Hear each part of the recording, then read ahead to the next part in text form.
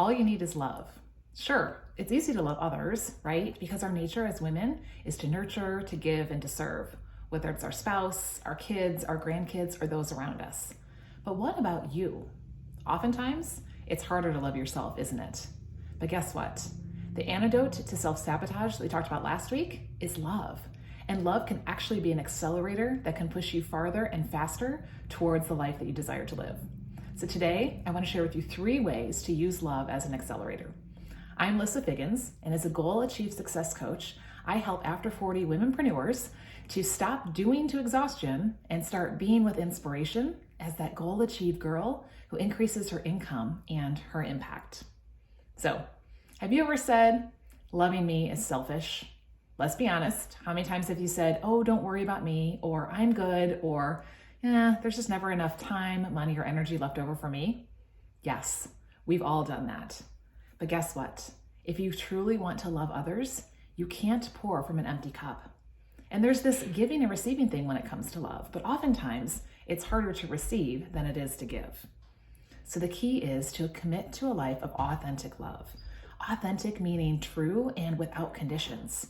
And when you let others love you that way, you're giving them an opportunity as well. And you're going to see a lot of things changing in the world around you.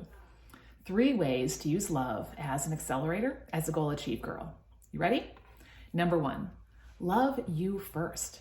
Recognize your uniquenesses, your differences, and that you are perfectly imperfect. Because put downs are not goal achieved thinking. You need to love yourself before you can expect others to love you. So, what is it that you love about you? Number 2, love others fully, unconditionally, right? Remember that they are imperfectly perfect as well. So love them for who they are, not just who you want them to be. And be careful of that tempting, I will love them if, or I will love them when, right? Because that's putting conditions on your love. Just love them where they are, and they will respond back in a way that may surprise you. And number 3, love others wisely. Now, love has to be wise. Even though it's unconditional, it needs to have healthy boundaries about who, what, and how. For example, you don't want to be an enabler because allowing destructive behavior is not love. Staying silent is not loving. Nor do you want to be a hoverer, right? Where you're controlling everything, because being too involved is not loving either. The key is to have that right sense of balance when it comes to your love. So, how would you like to love more?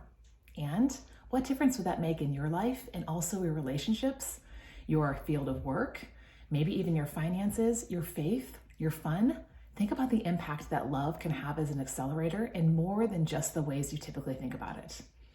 And make a commitment that you are going to love well, whether it's loving yourself well, whether it's loving others well, or whether it's loving what you're doing well. So, want to learn more about how to love?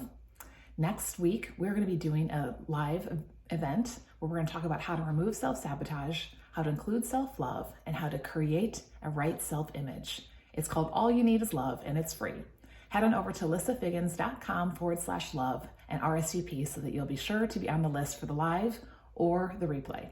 And until then, how are you going to love today? And who?